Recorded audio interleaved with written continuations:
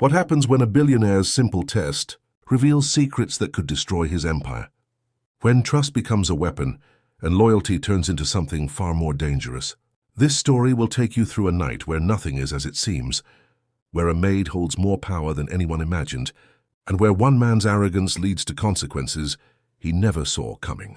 Before we begin, I'd love to know who's listening from around the world. Drop a comment below and tell me which city you're watching from.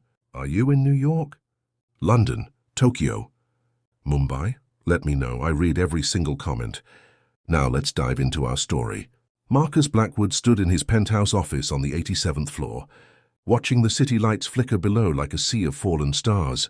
At 42, he had built an empire worth $8 billion through ruthless precision and an ability to read people that bordered on supernatural. He trusted no one, and for good reason. In the past 6 months, someone had been leaking confidential information from his household. Contract details, merger plans, even personal conversations had somehow found their way to his competitors. His security team had narrowed down the suspects to his inner circle of staff, and tonight he would find the traitor. His eyes settled on the reflection of a woman in the glass, Elena Rodriguez, his maid of 3 years. She moved through his office with quiet efficiency, straightening papers, adjusting the curtains, existing in that invisible space that household staff occupied. She was 47, a widow from Colombia, sending money home to 2 daughters in university, or so her file said. Marcus had learned long ago that everyone wore masks. Tonight he would tear hers off. "Elena," he said without turning around. "Yes, Mr. Blackwood." Her voice carried that slight accent, respectful but not servile. "I'm leaving for Tokyo in an hour. I'll be gone for 3 days." He paused deliberately. "I'm leaving the safe in my study unlocked. There's $200,000 in cash inside, payment for a private acquisition. I need you to check on it each evening. Make sure everything is secure." In the reflection, he watched her face carefully. Most people would show something: surprise, curiosity, greed. Eleanor simply nodded. "Of course, sir. Will that be all?" "That's all." She left without another word, and Marcus smiled. The trap was set. What he didn't know was that Elena had been setting her own trap for months. Marcus didn't go to Tokyo. Instead, he checked into a hotel 3 blocks away under a false name and watched the hidden cameras he'd installed. Throughout his penthouse, his security chief, Davidson, sat beside him, monitoring feeds from 12 different angles. "She's entering the study now," Davidson murmured. On the screen, Eleanor appeared in Marcus's private study. She walked directly to the safe, a deliberate test, as he'd mentioned it, but hadn't said where it was located. She opened it without hesitation. "She knows the combination," Davidson said, leaning forward. "How?" Marcus's jaw tightened. He'd changed that combination just last week and told no one. But instead of taking the money, Eleanor removed something from her pocket, a small leather notebook. She photographed several pages from a ledger inside the safe, then carefully replaced everything exactly as it had been. "What the hell is she doing?" Davidson breathed. Marcus's mind raced. She wasn't stealing the money. She was photographing his private records. But why? Those ledgers contained offshore accounts, shell companies, transactions that even his board didn't know about. Some legal, some occupying the gray spaces where law became interpretation. "Pull up her background check again," Marcus ordered. "Everything. I want to know who she really is." As Davidson pulled up files, Elena did something unexpected. She sat down at Marcus's desk and opened her own small laptop. For the next hour, she worked methodically through his computer files, but not randomly. She knew exactly what she was looking for. She accessed folders that were password protected, bypassing security that had cost Marcus hundreds of thousands to install. She downloaded files onto an encrypted drive. And then, strangest of all, she made a phone call. "Audio," Marcus snapped, and Davidson turned up the volume. "It's worse than we thought," Elena was saying in perfect, unaccented English. "The Meridian Holdings transaction connects directly to Kozlov and the Santiago property deal. That's pure money laundering for the Ortega cartel." Marcus felt ice flood his veins. "And you testify?" a male voice asked on the other end. Not yet.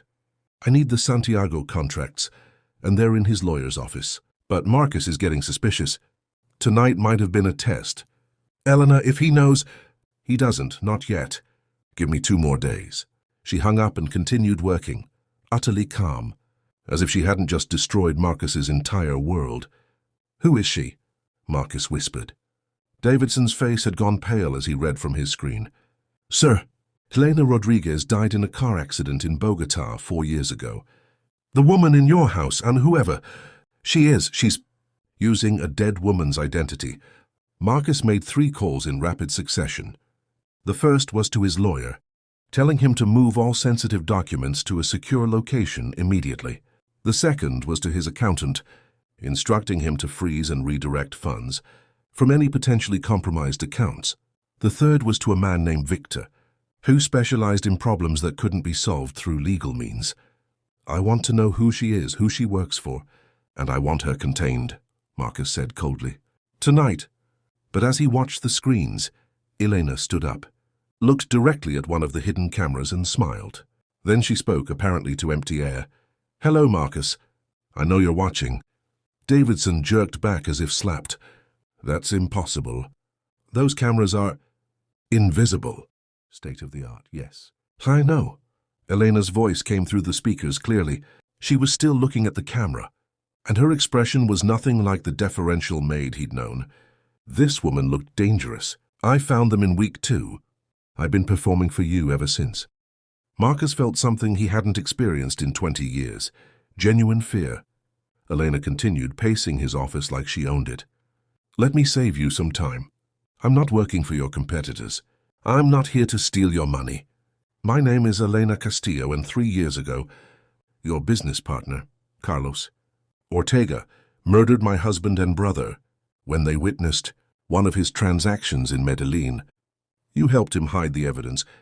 You moved the money. You made it disappear. The room spun. Marcus remembered that incident. 2 dead local journalists, a mess that Carlos had asked him to help clean up. A favor between associates. He'd barely thought about it since. I spent 2 years building a new identity, getting into your household, earning your trust, Elena said. Her voice was steady, but her eyes burned with something terrible. I've documented everything. Every illegal transaction, every bribe, every connection to cartels and oligarchs. And tomorrow morning, it all goes to the FBI, the SEC, and every major news outlet in the country. Unless, Marcus found his voice. There is no unless, Marcus. This isn't a negotiation. This is justice. She closed her laptop, picked up her bag, and walked toward the door. Stop her, Marcus snarled at Davidson. Call building security, call the police, call... Sir, she's not just walking out. Look at screen 7. Marcus looked. In his lobby, 3 people in FBI windbreakers were entering the building. She already called them, Davidson whispered. This was never about tonight. Tonight was just the finale. Elena's voice came through one last time. By the way, Marcus, that man you called Victor, he's been working with me for 6 months. The documents in your lawyer's office? I photographed them yesterday when you sent your lawyer to Singapore. Your accountant? He's been cooperating since... I showed him evidence that you've been embezzling from pension funds, including his mother's. Marcus staggered to a chair. His entire empire, built over 20 years, was collapsing in real time. Oh, and one more thing, Elena said, and now there was satisfaction in her voice. That $200,000 in your safe? I did take it. I donated it to a journalism fund in my husband's name. Consider it reparations. The feed went dark. The next 72 hours were a nightmare from which Marcus couldn't wake. The FBI raid hit like a hurricane at dawn. Agents flooded his penthouse, his offices, his vacation homes. They seized computers, documents, phones, everything. The news broke by 8 a.m. Billionaire Marcus Blackwood, under investigation for money laundering, racketeering, and connections to international cartels. His stock plummeted. His board demanded his resignation. Partners deleted his number. Friends became strangers. But the worst part was learning just how thoroughly Elena had destroyed him. She hadn't worked alone. Over 3 years, she'd recruited others, his driver, who'd worn a wire to recorded conversations, a paralegal in his lawyer's office who'd copied every sensitive document, even one of his own security team who'd provided access codes and schedules.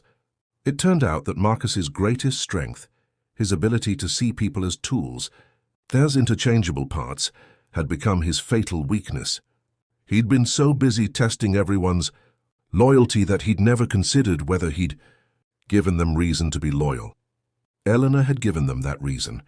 She'd shown them who Marcus really was, what his empire was built on, and she'd offered them something he never had: redemption. The driver's daughter had died because she couldn't afford cancer treatment, while Marcus spent millions on art he never looked at. The paralegal's brother had been killed in cartel violence in Mexico City, violence that Marcus's money had funded. The security guard had served in Colombia, where he'd seen firsthand the destruction that money laundering enabled. Elena had found all their wounds and shown them who'd caused them. On the third day, as Marcus sat in his lawyer's office, preparing for what would likely be a decades-long legal battle, a package arrived.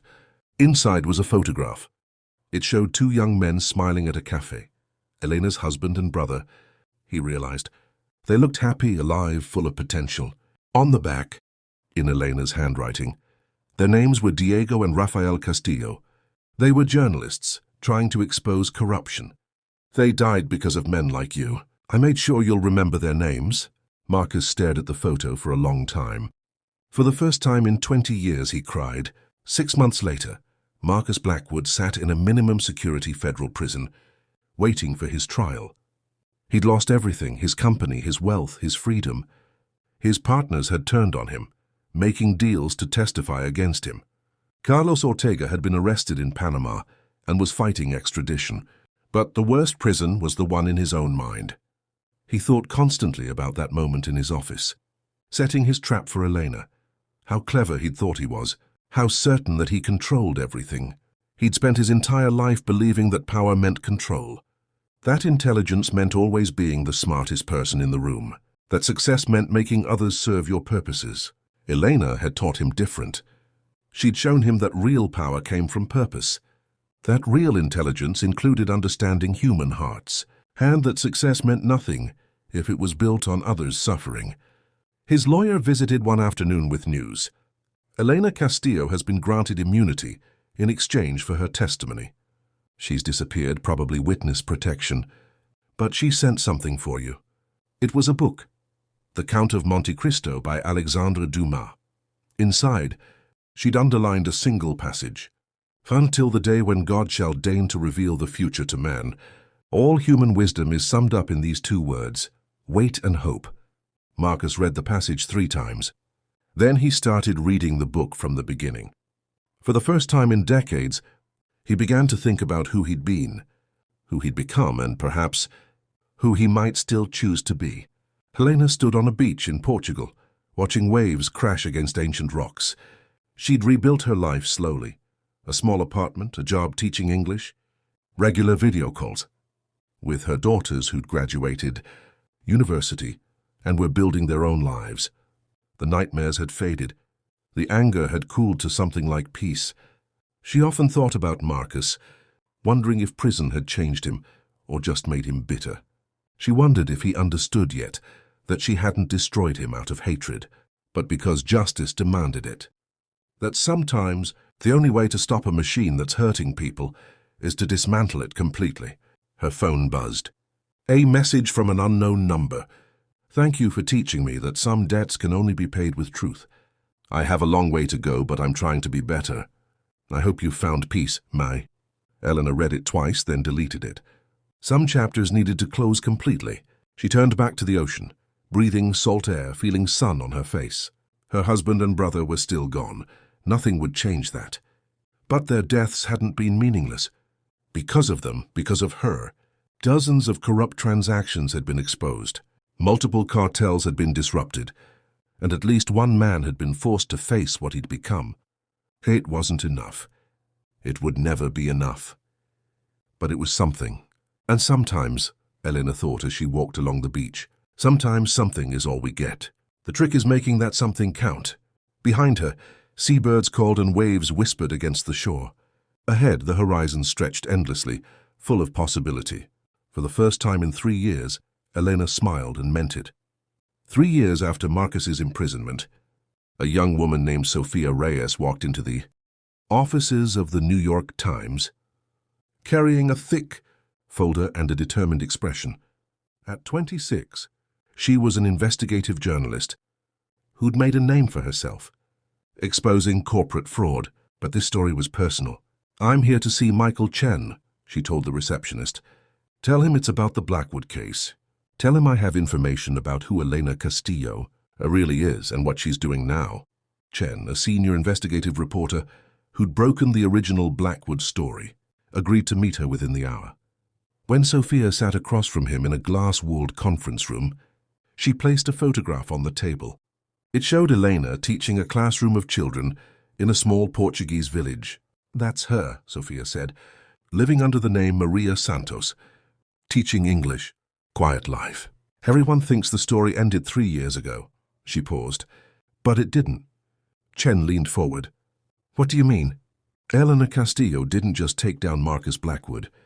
She was part of something bigger, a network of people like her, victims of corruption who decided to become vigilantes. They call themselves Los Invisibles, the invisible ones.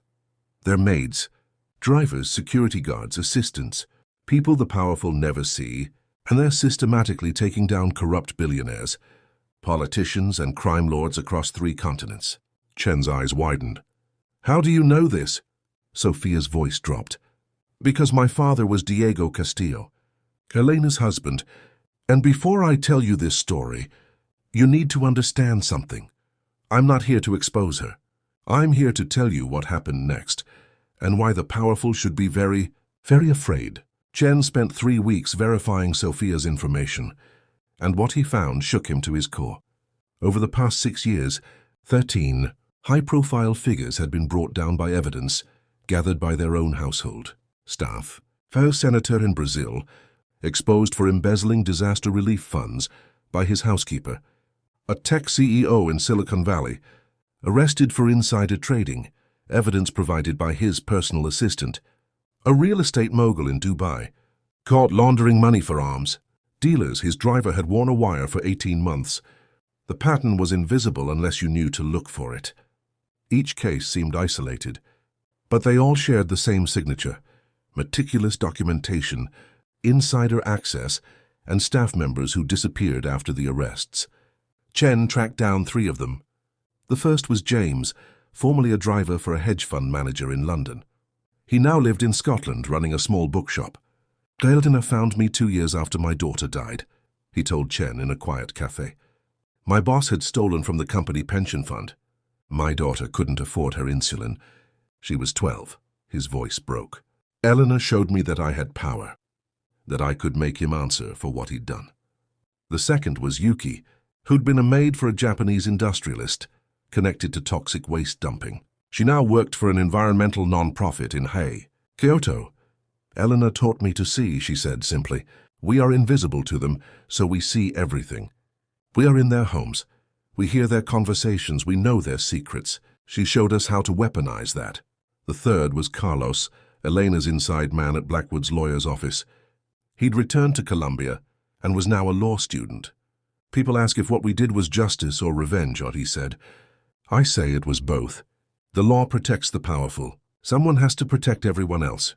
But the most disturbing thing Chen discovered was this: the network was growing. Elena had created a training program.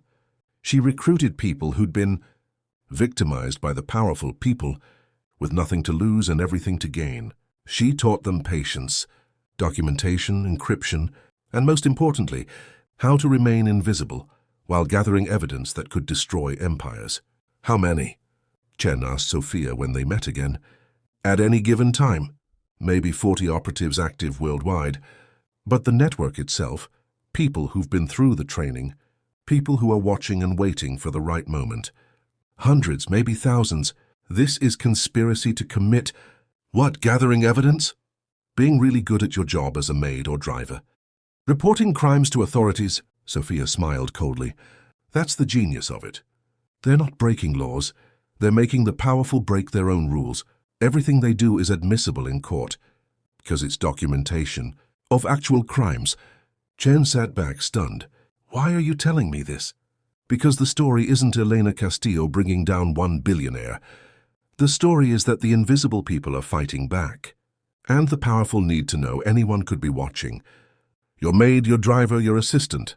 Anyone you've wronged, anyone whose family you've hurt, anyone who's seen what you really are. Sophia stood up. You wanted to know what happened next in the Blackwood story? This is what happened. The revolution didn't end.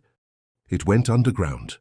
Marcus Blackwood had served 3 years of his 15-year sentence when Sophia's article hit the Times. The headline read, "The Invisible Revolution: How Household Staff Are Bringing Down the Corrupt Elite." The story went viral within hours. News outlets across the world picked it up. Social media exploded with reactions ranging from celebration to paranoia. Within days, wealthy individuals across multiple countries were firing long-time staff members, installing more security cameras, sweeping their homes for recording devices. But that, Elena had predicted, was exactly the wrong response. In his prison cell, Marcus read the article 3 times. Then he did something unexpected. He requested to speak with Sophia Reyes. She came 2 weeks later, sitting across from him in the visiting room with a recording device visible on the table between them. "You're Diego's daughter," Marcus said. It wasn't a question. "Yes." "You look like him. Same eyes." Marcus's voice was quiet. "I think about him every day. About what I enabled. I can't undo it. I can never undo it." "No, you can't." Sophia's voice was hard. "But you can help me understand something. You were brilliant, powerful, successful. You could have built something legitimate. Why didn't you?" Marcus was silent for a long moment. "Because legitimate success is slow. It has limits. It requires compromise." He looked at his hands. "I told myself that the rules were for other people, that I was smarter, that I deserved more, that the ends justified the means. And every time I crossed a line and nothing bad happened, it became easier to cross the next one. Until Elena, Marcus almost smiled. She showed me that I wasn't as smart as I thought, that the people I dismissed as invisible were the ones who saw me most clearly. That consequences might be delayed, but they're never avoided. Do you think what she did was right? I think what she did was necessary. The law couldn't touch me. I'd built my empire specifically to be untouchable by conventional justice. She found another way." He paused. Is she at peace?" Sophia considered lying, but decided on honesty. "I don't know. I've never met her. She disappeared before I was old enough to remember my father clearly. But I've spent years studying her work, and I think—" She paused. "I think she carries ghosts. I think justice and peace aren't the same thing. I think she saved a lot of people by destroying you. But I don't know if she saved herself." Marcus nodded slowly. "Tell her something for me if you ever find her. Tell her I understand now, and tell her I'm sorry." Sophia stood to leave, then turned back. "One more question. If you could go back knowing what you know now, would you do things differently?" Marcus looked at her with eyes that had seen the inside of too many cells and too many dark corners of his own soul. "Yes, but the man I was then. He wouldn't have listened to anyone. Sometimes people can't learn until they've lost everything." He paused. "I hope your father would be proud of the work you're doing." "I hope so too," Sophia said quietly and left. The article's follow-up, published a week later, included that interview. It added a new dimension to the story, the possibility of redemption, the question of whether justice should include the chance for transformation. But it also included something else, a message from Elena herself. Sophia had received an encrypted email the night after visiting Marcus. It was brief. "Tell the powerful this: we are still watching.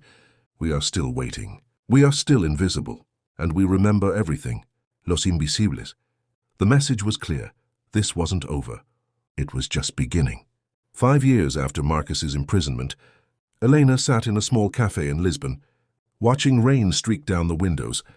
She'd read Sophia's articles, seen the media explosion, watched as her network became public knowledge. Part of her was terrified. Exposure meant danger. But part of her felt something like relief. The story was bigger than her now. It belonged to everyone who'd ever been made invisible. Everyone who'd ever been wronged by those who thought themselves untouchable. Her phone buzzed. An encrypted message. They found me. I need extraction. James. Eleanor's blood went cold. James. The driver from London, the man who'd lost his daughter. Someone had tracked him down. She made 3 calls in rapid succession, activating protocols she'd hoped never to use. Within 6 hours, James was on a boat to Ireland with new documents and a new identity. But the incident confirmed her fears. Going public had made them vulnerable. That night, she called a meeting of the network's core. Leadership, 7 people scattered across the globe, connected by encrypted video. We have a choice to make, Elena said, looking at the faces on her screen. We can shut down, scatter, protect ourselves. Or we can do something I'd hoped we'd never have to do. We go fully public. Names, faces, stories, all of it. That's suicide, Yuki said from Kyoto. They'll kill us. Maybe, Elena acknowledged. But they're hunting us anyway now. At least if we're public, if we tell our stories, we become harder to eliminate quietly. Martyrs are dangerous to the powerful. Carlos spoke up from Colombia. You're talking about going from guerrilla fighters to revolutionaries. That's a different game entirely. Yes, Elena took a breath. So I'm talking about admitting who we are, what we've done and why. I'm talking about inviting others to join us openly. I'm talking about making this a movement instead of a conspiracy. There was silence on the call. Finally, James, safe in Ireland. But Shaken spoke. I lost my daughter because powerful men thought they were above consequences. I've spent 5 years proving they're not. If we go public, really public, we might lose. But if we hide, they've already won. I vote we fight. One by one, the others agreed. 3 months later, they held a press conference in Geneva. Eleanor stood at a podium, flanked by 12 others, their faces visible to the world for the first time. My name is Elena Castillo, she began, her voice steady. 7 years ago, Marcus Blackwood helped a cartel leader murder my husband and brother.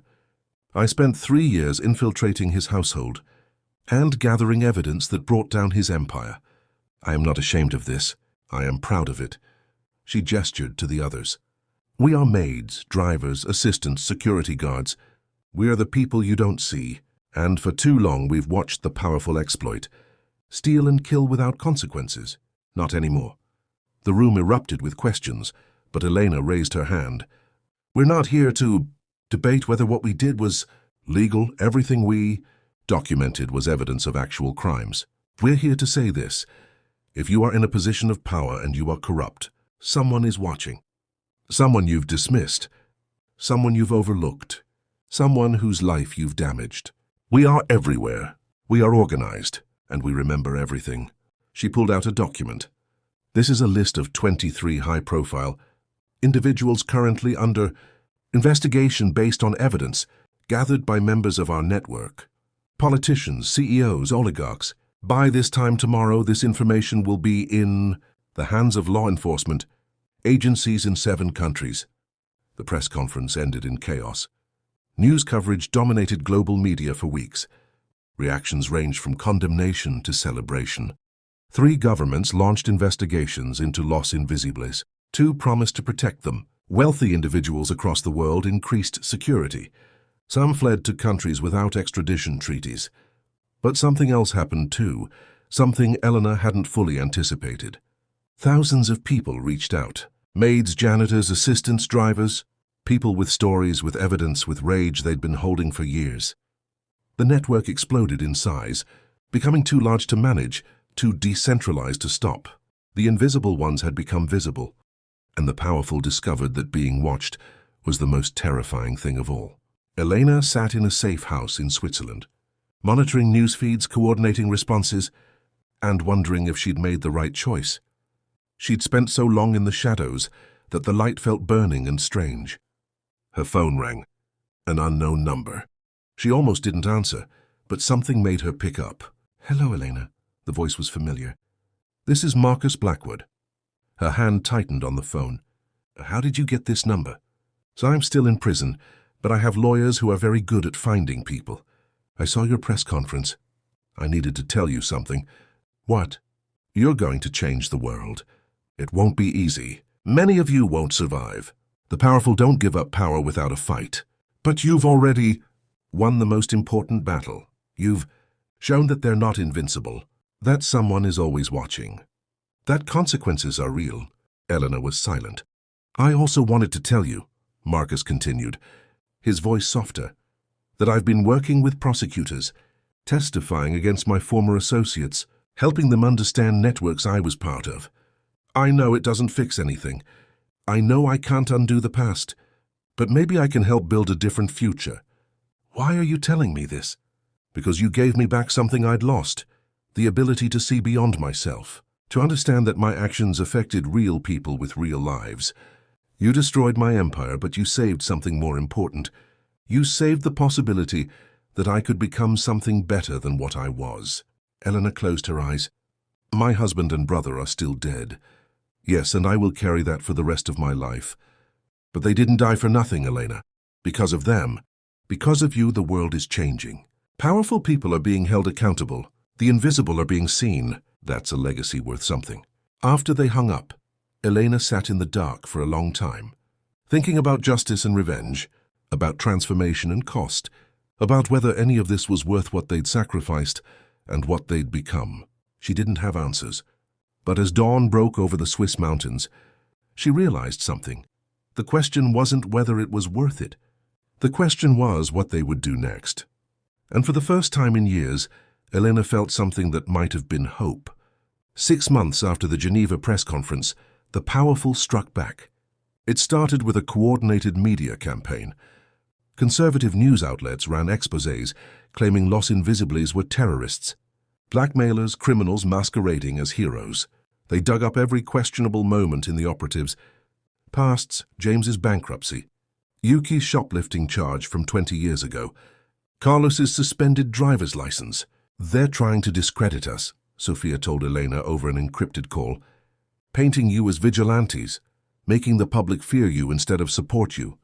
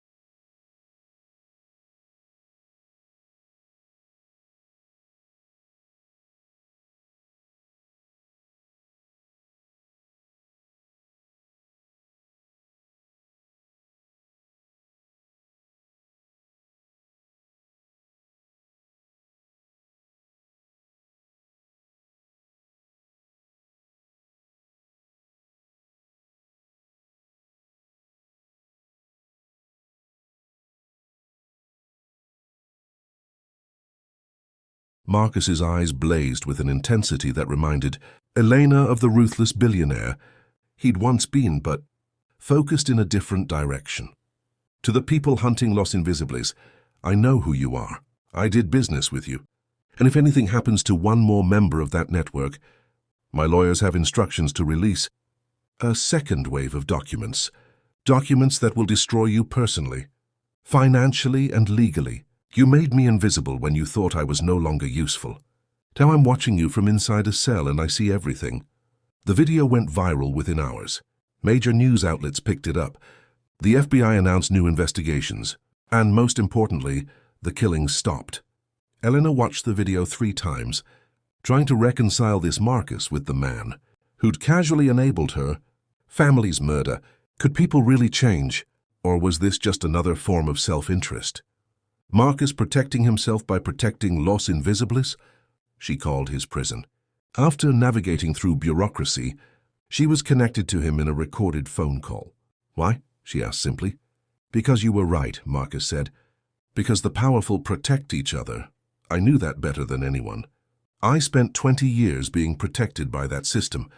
Maybe it's time I used what I know to break it instead. 3 people died. I know, and I can't bring them back, but maybe I can keep others from dying. Maybe that's the only kind of redemption. Available to people like me, not erasing the past, but trying to build a different future. I don't forgive you, Elena said. Good, you shouldn't, but maybe we can work together anyway. The enemy of your enemy and all that. Elena hung up, her mind churning. She didn't trust Marcus, not completely. But she understood strategy. And right now, having a former insider willing to expose the powerful from within was an advantage they desperately needed.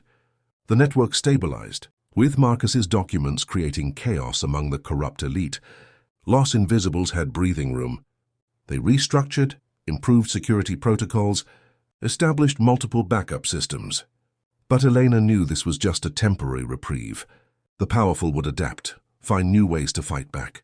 This war would never truly be over. That night she stood on her balcony in Switzerland, looking at stars that seemed too bright, too clean for a world this complicated. Her phone buzzed, a message from Sophia. My father used to say that journalism was about speaking truth to power. You've done that in a way he never could. Whatever happens next, thank you. Elena saved the message and went back inside. There was work to do. 2 years after Marcus's intervention, the world had changed in ways both subtle and profound. 17. Major corruption cases had been prosecuted using evidence gathered by Los Invisibles. 4 governments had fallen. Dozens of CEOs had been arrested. The network now operated semi-openly, with legal protections in 12 countries and a formal partnership with Interpol. But the cost had been steep. 8 members had been killed. Dozens more lived in hiding, and Elena herself was exhausted in ways that sleep couldn't fix. She stood in a cemetery in Bogotá, looking at 2 graves she'd been too afraid to visit for 7 years. Diego Castillo and Rafael Castillo, her husband and brother, murdered for trying to expose truth. I did it, she whispered to the stones. I made them pay. I built something that might actually change things. But I don't know if you'd be proud or horrified by what I became to make it happen. They'd be proud. Elena spun around. Sophia stood a few meters away, holding flowers. How did you... I've been tracking you for 2 years. I'm a journalist. It's what I do. Sophia walked forward and placed her flowers on Diego's grave. I never knew my father. I was 2 when he died, but I've spent my whole life learning who he was through his work. His writing, his friends, and I know this. He believed that truth mattered more than safety, that some fights are worth dying for. You honored that. Elena's eyes stung. I turned myself into a weapon. I manipulated people, invaded privacy, destroyed lives. You held the powerful accountable when no one else could or would. Sophia interrupted. Was it perfect? No. Was some of it morally gray? Absolutely. But you know what's more morally gray? A world where the wealthy and powerful can murder, steal and destroy with complete impunity. They stood together in silence for a moment. Then Sophia said, I want to write the definitive book about Los Invisibles. The whole story. From the beginning. But I need your help. Why? Because this isn't just your story anymore. It belongs to everyone who's ever been overlooked. Everyone who's ever been told they don't matter. I want to document it properly, not as propaganda, but as truth, complicated and messy and real. Elena considered. Then on one condition. You also tell the stories of the people we hurt, the families of those we exposed, the collateral damage, the times we got it wrong. All of it. Sophia extended her hand. Deal. Over the next year they worked together. Sophia interviewed hundreds of people, operatives, victims, targets, law enforcement, legal experts. She traveled to 15 countries, pieced together timelines, verified facts. The book, titled The Invisible Revolution, How Household Staff Changed the World, was published 3 years after the Geneva press conference. It became an international bestseller, translated into 40 languages. But more importantly, it sparked a conversation. Universities held symposiums debating the ethics of Los Invisibles. Law schools studied their methods. Police departments reformed how they handled whistleblower evidence. And most significantly, wealthy individuals began treating their staff differently, if only out of fear. Marcus Blackwood was released from prison after serving 8 years. His sentence reduced for cooperation with authorities. He emerged to a world that didn't know what to make of him. Villain or whistleblower, monster or reformed man. He founded a non-profit called Second Sight, dedicated to helping white-collar criminals reintegrate into society and make amends for their crimes. It was controversial work, criticized from all sides, but Marcus persisted. On the 5-year anniversary of the Geneva press conference, Helena agreed to a single televised interview. The journalist's first question was, "Do you regret anything you've done?" Helena thought carefully before answering. "I regret that it was necessary. I regret every life lost, every person hurt, every complicated consequence of our actions. But I don't regret fighting back. I don't regret refusing to accept that power means immunity from consequences. What do you say to people who call you a vigilante?" I say they're right, but so were the founding fathers, so were the suffragettes, so was every person who ever fought against an unjust system. The law is supposed to protect everyone. But when it only protects the powerful, someone has to restore the balance. What's next for Los Invisibles? Helena smiled slightly. We're not needed as much anymore. That was always the goal, to make ourselves obsolete. When the system actually works, when the powerful face real consequences for their actions, when household staff are treated as human beings worthy of respect, then our work is done. Are we there yet? No, but we're closer than we were 7 years ago, and that has to be enough. After the interview, Helena returned to her small apartment in Lisbon. She'd aged in these years, not just physically, but in ways that showed in her eyes, in the set of her shoulders. She'd become someone she never expected to be, a revolutionary, a symbol, a catalyst for change. Her phone rang, an unknown number as always. "Hello? Helena, it's Marcus. I watched your interview. You were brilliant. What do you want, Marcus?" "To say thank you. And to tell you something I've learned. We don't get to choose whether our actions have consequences. We only get to choose what those consequences are for. You chose well. Better than I did. Is that all?" "No. I wanted you to know. I've been contacted by 3 other people. Wealthy individuals who want to atone, I guess, for what they've done. They're asking for guidance. And I thought, maybe Los Invisibles isn't just about taking down the corrupt. Maybe it's also about helping people change before they become the kind of person who needs to be taken down." Helena was quiet for a long moment. It was an interesting idea. Preventive justice instead of reactive. Teaching empathy instead of enforcing consequences. "Send me their information," she finally said. "I'll consider it." After hanging up, she poured herself tea and sat by the window, watching Lisbon settle into evening. The city lights flickered on one by one, small points of warmth against the gathering dark. Diego and Rafael were still gone. Maria and Paolo and Dimitri were still dead. The powerful were still powerful. But somewhere out there, a young woman working as a maid had seen her employer's books and knew what to do.